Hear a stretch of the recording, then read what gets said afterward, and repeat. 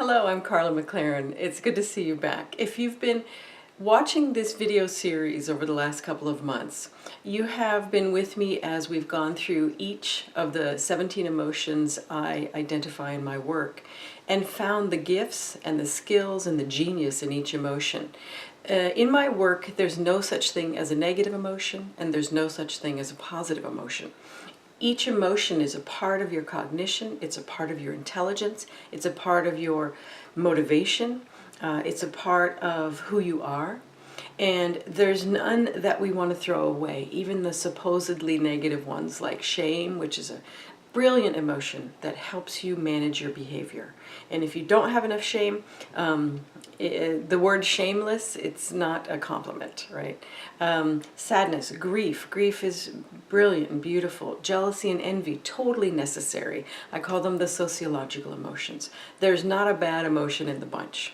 However, if you don't know how to work with emotions, they can all be problematic. They can all be bad, right? All emotions are negative if you don't know what you're doing. All emotions are positive if you do. So understanding your emotions, each and every one of them, as specific aspects of your intelligence that cannot be removed if you want to live a whole and healthy life, helps you calm yourself down when emotions arise. So let's say anxiety comes up, and the usual thing is, what do I do? But to know that anxiety arises in its healthy form. Anxiety arises to help you plan for the future, get ready for something you are not ready for, and to stop you from procrastinating, right? So if anxiety comes up, your response, if you know what anxiety does and why it's there, it's your friend, is to say, okay, what am I procrastinating about? What's in the future? What have I been putting off? What am I not ready for? Anxiety, let's go, right? It brings you so much energy. Why does it do that? Because you need so much energy, right? Now, of course, there can be situations where your anxiety gets into a feedback loop, and it is very uncomfortable, and I've done everything. Anxiety, why are you here, right? So in any emotional category, you may need to go and visit your doctor or a counselor and say, what's going on here, and get some support. But the problem with anxiety in a feedback loop is not anxiety, it's the feedback loop, right? So understanding that your emotion is separate from the problems that people have created with emotions, or the problems that may arise when your emotion just starts going that the anxiety is still a brilliant emotion. It's a feedback loop that needs to be taken care of, right? So every emotion is necessary. Every emotion is brilliant. Every emotion is a part of your genius. Yay, emotions, right? We also looked at each of the 6 essential aspects of empathy that I identified in my model, which I created because as I looked at building the book, The Art of Empathy, I really needed a model that could make room for people whose empathy is like overwhelming, like everything comes in at them and they cannot manage, or people whose empathy is a little, I don't think I get that, right? So their empathy is not quite where they want it to be. So the model I needed was something that could address both. And luckily in the research, all of the pieces were there, and I just put them together in order. So what has to happen first? What happens if this is a problem? What happens if that is a problem? So that we can understand empathy not as this sort of magical thing that happens, but as a behavior and as like a fundamental function of our capacity to relate, not just to people and their emotions, but to ideas, to nature, to animals, to ideas, to philosophy, to religion, to mathematics, to physics, right? To theory, to anything that requires us to be a whole and feeling and engaging individual. That's empathy, right? It's not just some little thing you bring out, like take it off the bookshelf. Here's some empathy that I would like to bring to you right now. I see that you're in a lot of pain, and how can I help, right? That's empathy too. But so is listening to music and being transported. Oh my word, I feel so much better now. Or now I'm crying, or reading a book and being able to just get into the characters and understand their motivations and maybe even sort of become one of them, right? Usually protagonist, right? You're going to become the good person. But that is empathy. Empathy is not simply your capacity to engage emotionally with other human beings. It is your capacity to engage with anything, right? So by putting it into the little tiny slice of empathy that you use with human beings, we have created a huge problem with empathy that simply doesn't belong to empathy. Just in the way that being in a feedback loop doesn't belong to anxiety, it's not anxiety's problem. Focusing empathy into people has created a tremendous problem, because you know what? If people don't know how to work with their emotions, they're hard to empathize with, right? They're hard to be around. And so if your empathy currently isn't focused at human beings, my thought is, okay, fine.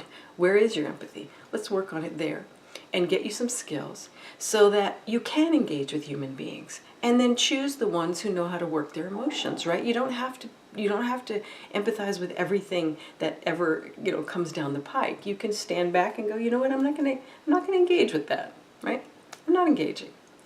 So how do you do that? How do you make those decisions about where and when you will engage, and how you will manage your own emotions, and how you will identify and understand the emotions of others without picking them up, putting them on like a badly fitting hat or coat, and then sort of act out their emotions for them.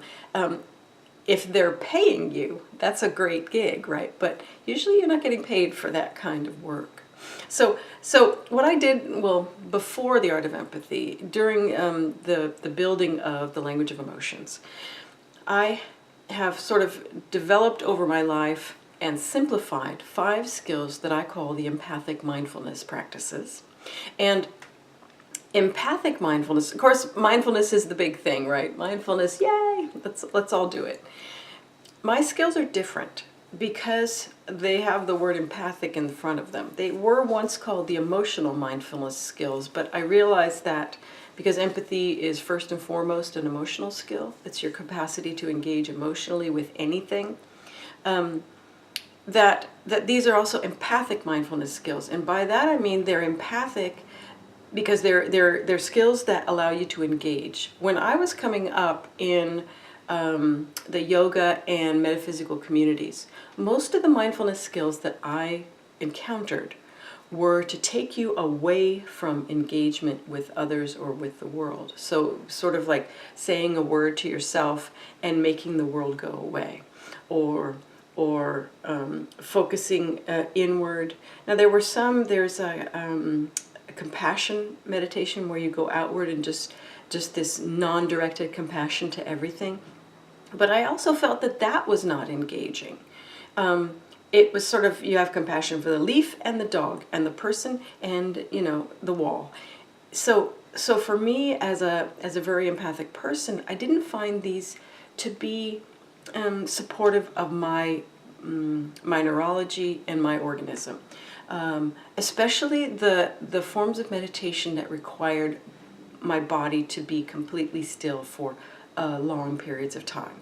That for me was completely wrong, right? So I needed to create movement-based mindfulness practices that made room for the engagement that I do. I also needed mindfulness practices that I could use at a second's notice, right? So if I'm out in the world and all of a sudden I see someone having an intense emotion that maybe I'm not that great at yet, right? So I can take care of myself, ground myself, set a boundary, focus, and engage by knowing that I have these emotions here, and this is what's going on for me. That person is having intense emotions. And so what do I do? How do I support that person? The empathic mindfulness skills give me, and you, if you use them, give me that second-by-second capacity to get myself together, focused and able to respond in a fully empathic way that's not just me going over and joining in the emotion, unless it's fun, like we're laughing or everybody in a theater is crying. That's great, join that emotion. But if there's something really intense going on, I can empathically engage by, number one, staying in my own body, staying in my own emotions, and helping that person set boundaries by being a good model of boundaries myself, right? So opening everything up and going and having the emotion with another person, that is incredibly unskilled empathy. And if you've done it, like I had for, how many years? I don't want to talk about it. It's exhausting. And you lose your capacity to understand who you are, right? Because you're just, who's in this room and who can I sort of become, or who can I help, or how can I support, or who can I heal, or what can I do? And the sense of self kind of goes away with unskilled, untrained empathy. So these 5 empathic mindfulness skills, they are grounding and focusing, grounding yourself, calming yourself down, focusing so that you know what's going on. You're not kind of like, what? Is that my emotion? Is it your emotion? I don't even know. Right, focus. And defining your boundaries, which is like a physical practice of knowing where you begin and end, knowing where the space around you ends, so that you can have some privacy in this world and other people can have some privacy from your emotions, right? You can do that. The third is burning contracts. It's a very interesting skill that I developed from another practice. And what it does is it gives you an imaginal kind of image-based and movement-based way to look at a behavior that you picked up, at any time. You could have picked it up in your toddlerhood that no longer works for you, but because you didn't pick up the behavior intellectually, you can't shift it intellectually.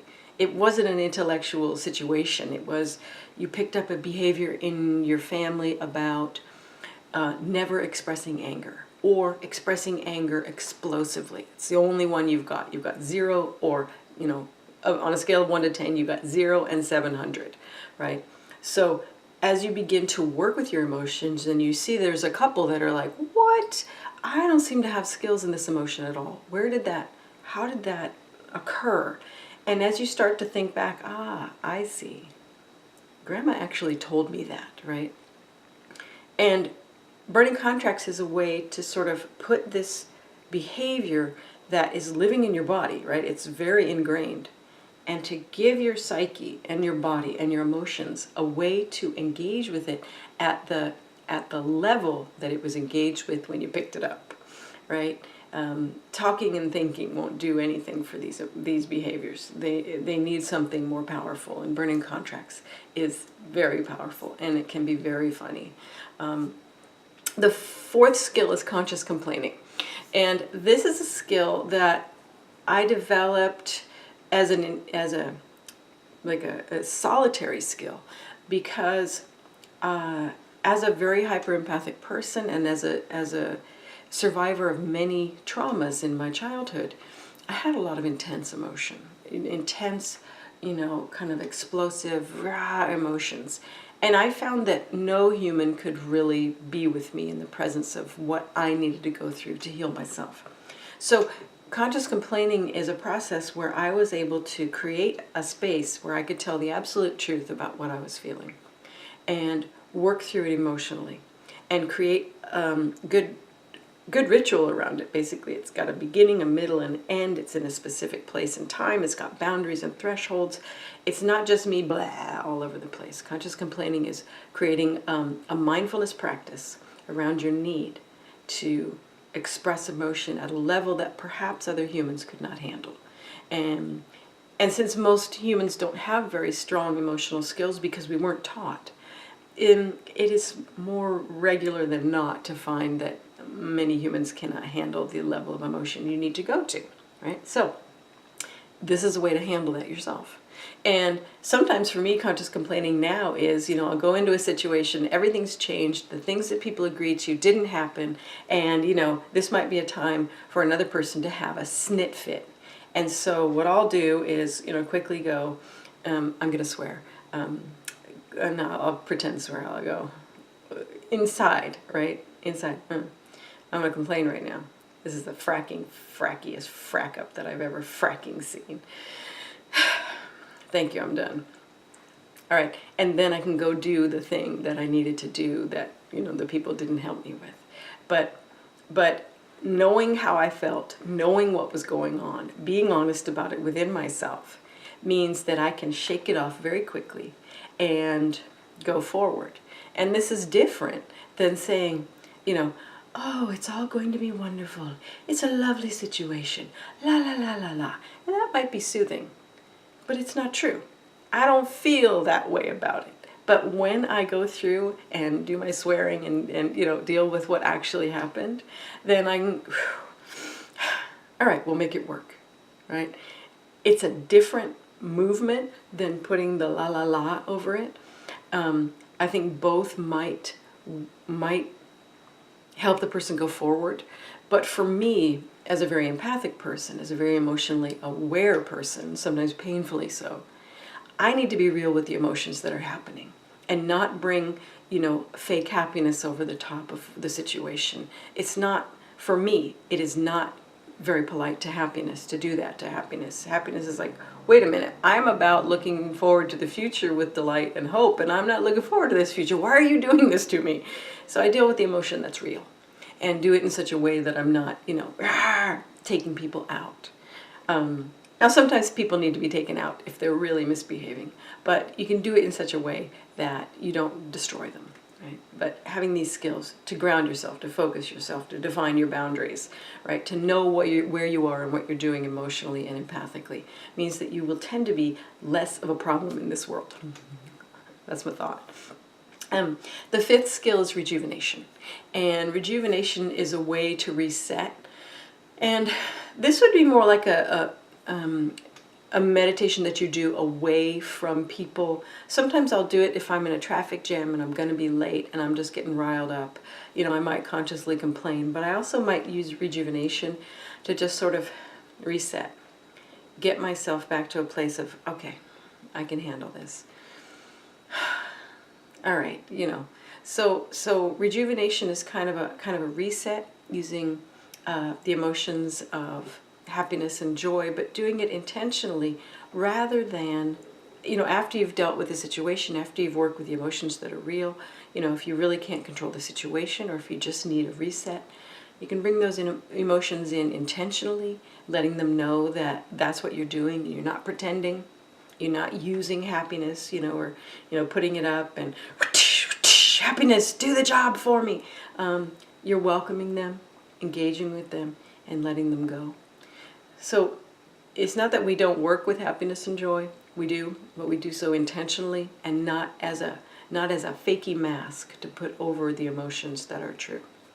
So those are the 5 skills, and those are the reasons for them, is that they help you work with every emotion you have, every situation you have, every empathic difficulty or triumph you have in an empathic, awake, aware, grounded, and functional way, such that your emotions can do their work without you interfering with them, and your emotions can do their work with you as their friend and their pal and their co-worker, rather than you being a puppet for any emotion that wants to come through you, or rather than you being the puppet master of all emotions and crushing them and treating them badly.